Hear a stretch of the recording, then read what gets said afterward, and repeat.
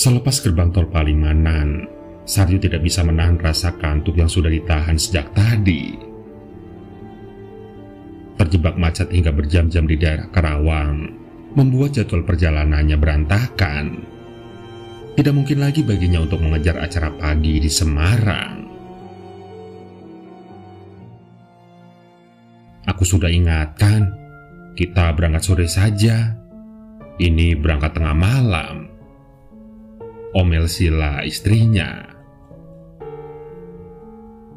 Pikirku kalau sore bisa tidur dulu, malam kita jalan, lalu sampai Semarang pagi. Jadi tidak perlu sewa hotel. Ini untungnya tol sudah tersambung sampai. Iya, tapi jangan nyalahkan kita-kita dong, sahut Doni dari kursi tengah. Bocah 10 tahun itu menguap panjang.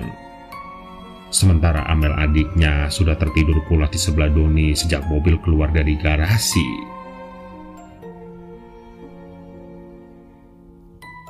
Tidak ada yang menyalahkan Doni. Kita sudah... Sarju tidak jadi melanjutkan kalimatnya ketika dilihatnya Doni sudah meringkuk lagi. Sepanjang di tol Cipali, praktis Sarju tidak punya teman bicara. Setelah Doni tertidur, Sila pun menyusul. Suara musik yang hanya lamat-lamat, seperti pengantar rasa kantuk. Dalam sekejap mata Sarju mulai berair menahan rasa kantuk yang menyerang.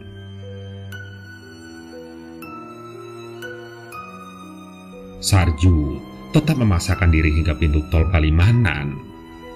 Namun selepas itu Sarju menyerah. Matanya jelalatan mencari bahu jalan untuk berhenti karena sayangnya tidak ada rest area di daerah situ. Sementara jarak rest area terdekat masih cukup jauh. Namun, hingga beberapa saat Sarju tidak menemukan bahu jalan yang cukup lebar. Jika dipaksa berhenti di bahu jalan yang sempit, takutnya tersenggol truk meski saat itu cukup lengang. Tidak ada yang bisa menduga kapan truk datang dengan supir yang ugal-ugalan. Belum lagi patroli polisi. Entah sembunyi di mana. Namun bisa dipastikan segera muncul ketika ada mobil berhenti sembarangan.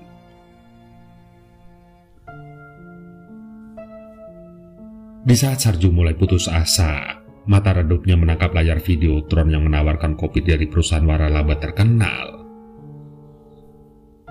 Rest area, soraknya dalam hati. Sarju menambah kecepatannya sambil mengambil laju paling kiri. Tidak lama kemudian mobilnya masuk ke pelataran rest area. Di sana ada parkiran untuk tidur sejenak di mobil. Tapi keinginannya untuk tetap mengejar acara besok pagi di Semarang membuat Sarju bergegas turun setelah memarkir mobil. Segelas kopi sudah cukup untuk membuat matanya melek, pikirnya. Sarju sengaja memarkirkan mobilnya di tempat yang agak jauh dari deretan warung supaya istri dan anak-anaknya tetap bisa tidur di mobil tanpa gangguan. Namun, begitu kakinya menginjak kerikil, Sila, Doni dan Amel sudah duluan keluar dan langsung berjalan menuju salah satu warung makanan yang paling ujung. Buru-buru Sarju menutup pintu mobil, menekan kunci otomatis dan segera menyusul mereka. Sebenarnya Sarju agak heran ketika pelayannya langsung menghampiri dengan segelas kopi yang belum sempat dipesan. Tidak lama kemudian, makanan terhidang dengan menu rupa-rupa. Ada ikan goreng, ayam sayur, ampela dengan bumbu rica-rica, sayur lodeh, tumis kangkung, rendang, dan... Sarju mengenyitkan kening melihat Doni dan Amel makan begitu lahap. Demikian juga Sila. Padahal jika di rumah mereka sangat susah disuruh makan. apalagi makan sayuran. Sarju menyeruput kopi di meja terpisah karena tidak ingin keluarganya terpapar asap rokok. Ah, lumayan, bisa istirahat sejenak, batinya. Matanya mulai terbuka. Ia meneguk beberapa kali sambil memastikan rasa kopinya. Tidak makan? Terdengar seseorang bertanya.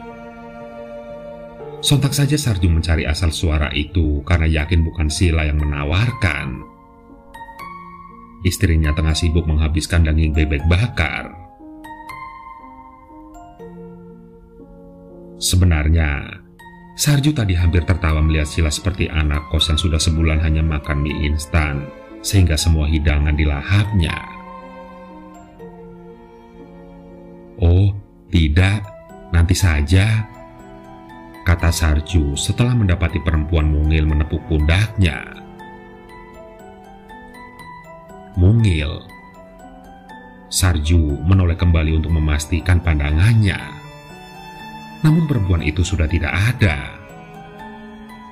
Sarju baru sadar jika perempuan tadi bukan mungil, tapi kecil, bahkan lebih kecil dari Amel.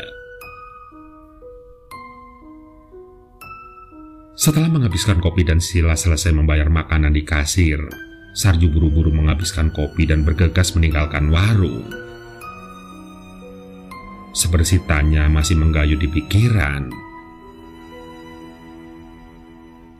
Saat Sila dan kedua anaknya ke kasir, Sarju sempat melongok meja makannya. Tidak ada yang tersisa. Semua hidangan tandas. Sarju berjalan ke mobil dengan rasa bersalah. Sejak sore Sila dan anak-anak memang belum makan karena rencananya akan makan di jalan. Tapi karena terjebak macet, Sarju pun lupa. Pantas saja mereka menjadi kelaparan seperti itu. Langkah Sarju terhenti ketika mobilnya tiba-tiba terbuka diiringi suara alarm. Sila keluar dan melangkah semboyongan. Disusul Doni dan Amel dari pintu tengah. Mas, jerit Sila membuat Sarju tersadar. Kamu mau membunuhku, membunuh anak-anak, jeritnya. Sarju mendekat untuk menolong Amel yang terjatuh di atas rumput. Namun Sila menolaknya hingga Sarju terjengkang. Tenang mah, tenang dulu, ujar Sarju sambil berdiri. Bukannya tadi Mama, Doni dan Amel ikut ke warung. Bohong kamu mas, sentaknya. Kamu sengaja meninggalkan kami di mobil supaya masuk jurang kan? Kamu mau membunuh kami. Astagfirullah. Setelah berdiri tegak, kini Sarju sadar sepenuhnya di mana dirinya berada. Kepala mobilnya menggantung tepat di atas got. Jika terkena dorongan sedikit saja, pasti langsung jatuh. Sarju pun meraung sejadinya sambil memeluk kedua anaknya. Sementara Sila jatuh pingsan setelah melihat ibu muda menggandeng dua anak kecil, laki-laki dan perempuan berjalan di tengah tol lalu hilang di jembatan. Itu adalah pengalaman yang paling mengerikan yang pernah Sarju dan keluarganya alami. Andai saja dia menginjak pedal gas sedikit saja, mungkin dia tidak akan bisa menceritakan kisah ini kepada kita semua.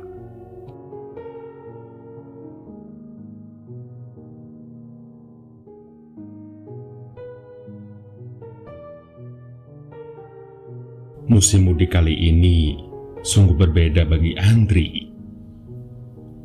Dia mendapatkan cuti lebih awal, sehingga perjalanan mudik bisa dilakukan jauh sebelum Lebaran. Semua persiapan dilakukan dengan teliti. Perjalanan akan ditempuh lewat darat, bermobil ratusan kilometer. Semuanya harus siap dan sehat. Andri akan mudik bersama 4 kawan sekantornya. Tujuan mereka kebetulan ke kota yang sama di timur Jawa. Ia membayangkan bahwa ini akan menjadi perjalanan yang menyenangkan. Pagi hari setelah sahur, Andri sudah bersiap di belakang kemudi. Dia harus menjemput 4 kawannya di sebuah terminal kecil Bekasi.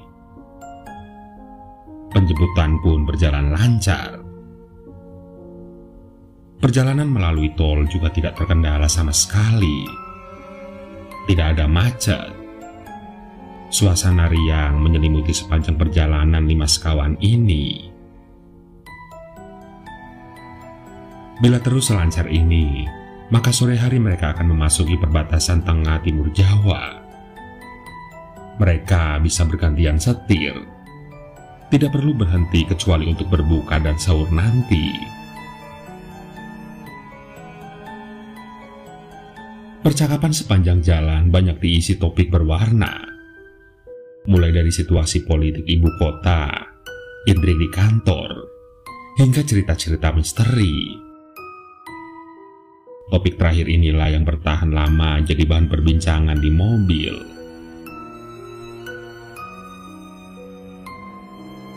Kantor kita itu ada penunggunya loh.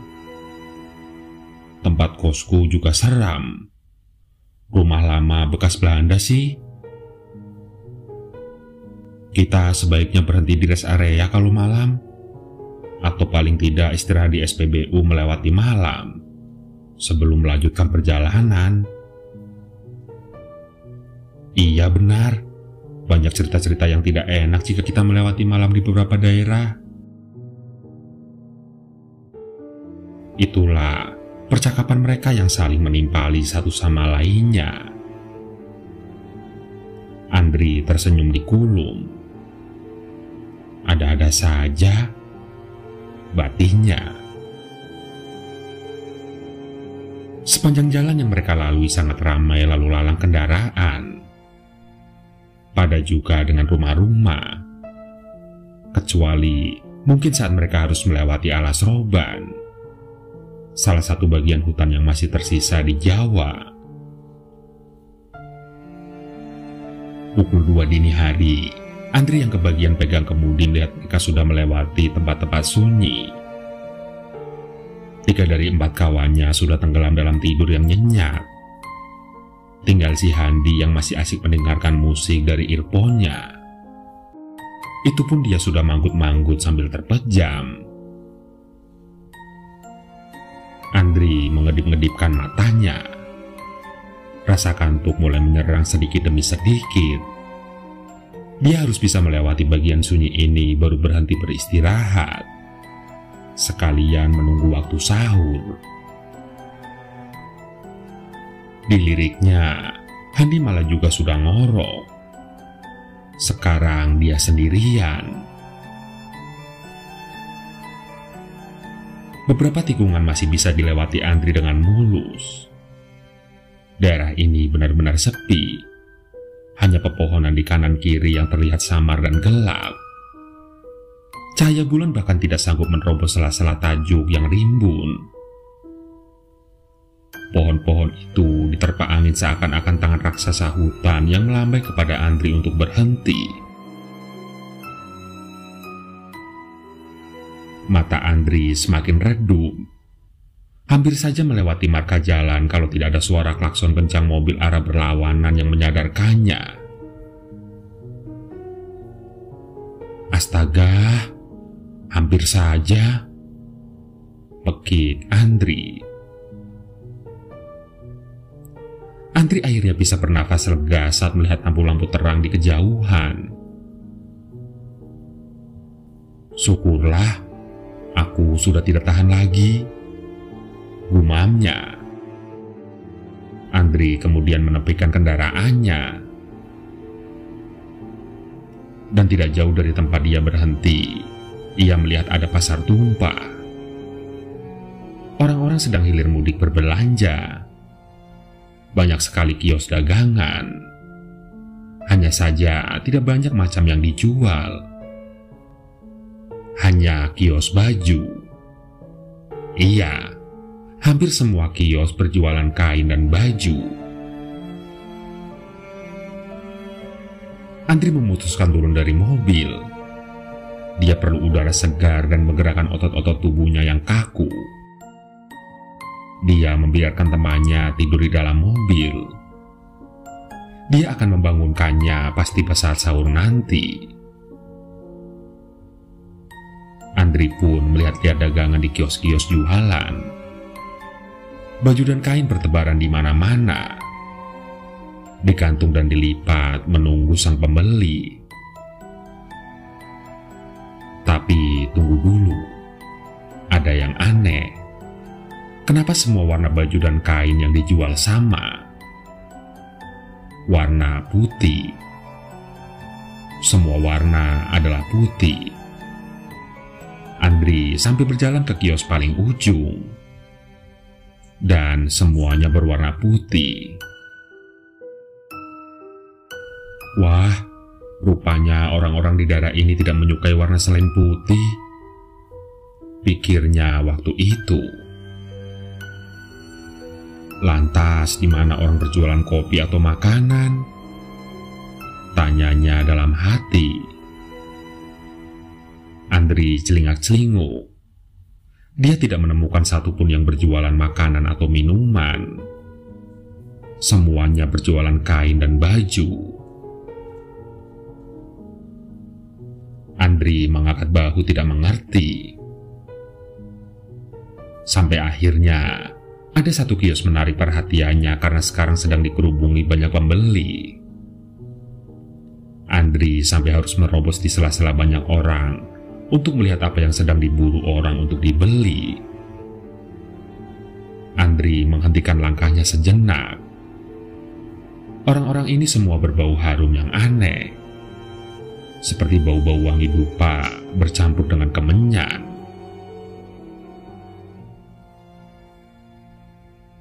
Wah, selain suka warna putih, orang-orang ini punya selera parfum yang tidak wajar. Batin Andri. Begitu sampai ke bagian paling depan, Andri baru menyadari sesuatu yang jauh lebih aneh lagi. Ternyata kios yang sangat laris ini tidak berjualan baju atau kain. Kios ini berjualan batu nisan. Andri mulai merasakan lonceng kesadaran. Masa sih ada orang jualan batu nisan malam-malam? Tanyanya sendirian. Andri semakin berdiri bulu romanya. Ini semakin tidak masuk akal. Kios-kios baju dan kain dengan warna putih semua. Bau parfum dengan wangi yang aneh. Lalu orang-orang mengantri untuk membeli batu nisan. Andri tidak berpikir panjang lagi. Dia membalikkan badan cepat-cepat, kemudian berlari menuju mobilnya. Andri melihat semua orang serentak memandangi dirinya. Mata-mata itu hanya lubang tanpa ada bola mata di dalamnya. Sontak saja, badan Andri lemas sekali. Tapi dia tetap memaksakan dirinya mempercepat lari meskipun langkah kakinya terasa sangat berat.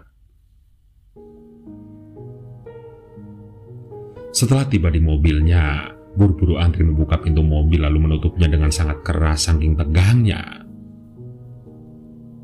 Rupanya semua temannya telah terbangun.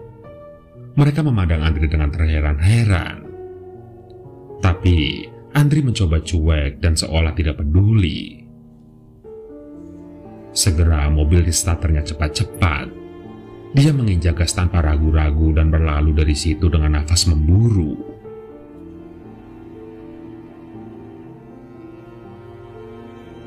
Setelah beberapa lama Andri baru memelankan kendaraannya. Ia menyadari sesuatu yang keliru. Mobil ini bukan mobilnya. Pantas saja sedari tadi dia merasa aneh saat menjalankannya. Mobil Andri adalah mobil matic, sementara yang dikendarainya sekarang adalah manual. Andri berhenti dan menoleh kepada teman-temannya untuk bertanya, hanya untuk menyaksikan beberapa pasang lubang tanpa bola mata memandang ke arahnya. Itulah pemandangan terakhir yang dilihat Andri sebelum dia benar-benar tidak bisa mengingat apapun lagi.